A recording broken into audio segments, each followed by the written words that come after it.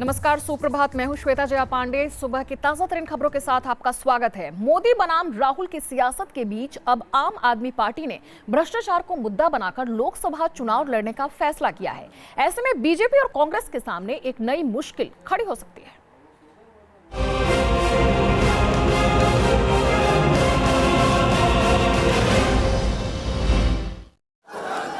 दिल्ली की सियासत में केजरीवाल के उदय से पहले नरेंद्र मोदी बनाम राहुल गांधी का मुकाबला था, लेकिन दिल्ली में सियासत की हलचल इतनी तेजी से बढ़ी कि अब केजरीवाल और उनकी आम आदमी पार्टी ने राष्ट्रीय सियासत में कदम रखने का फैसला कर लिया।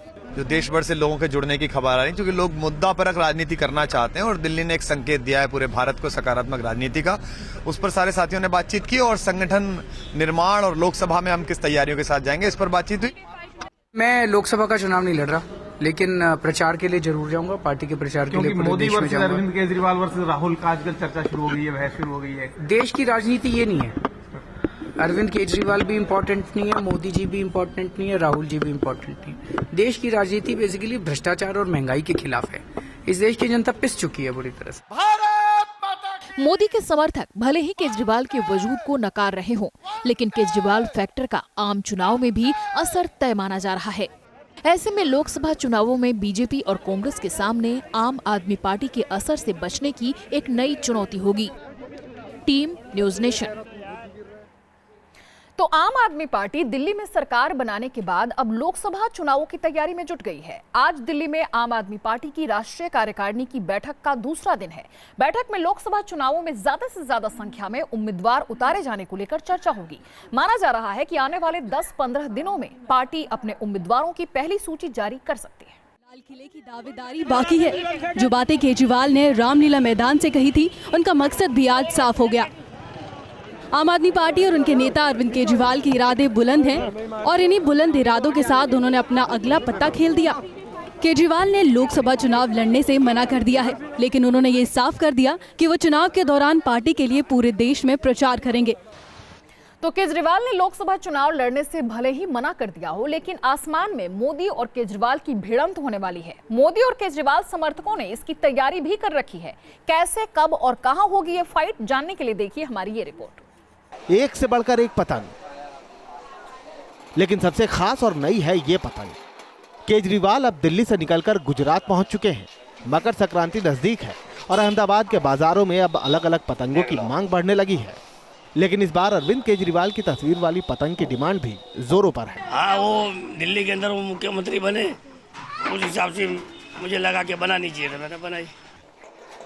मोदी और केजरीवाल के अलावा राहुल गांधी की तस्वीर वाली पतंग भी मैदान में है।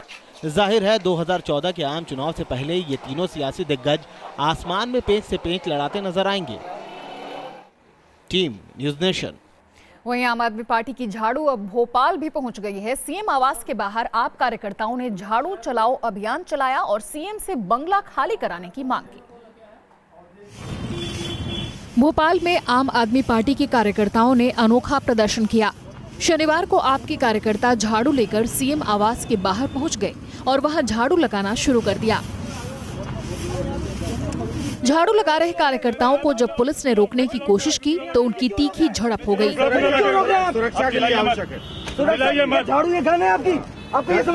कार्यकर्ताओं का आरोप है कि इस बंगले में सालों से सीएम नहीं रहते, फिर भी इसकी साफ सफाई में हर साल लाखों खर्च होते हैं।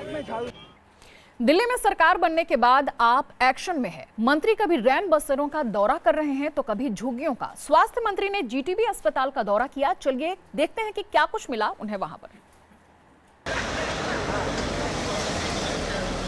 दिल्ली के नए स्वास्थ्य मंत्री जैसे ही जीटीबी अस्पताल के दौरे पर पहुंचे, अफसरों ने घेर लिया।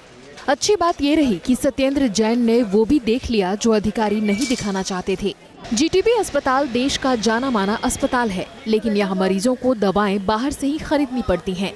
चेकअप और टेस्ट करने वाली बहुत सी मशीनें खराब पड़ी हैं। हेल्थ मिनिस्टर के दौरे से लोगों को फिर कुछ बदलाव की उम्मीद जगी है। Team news nation.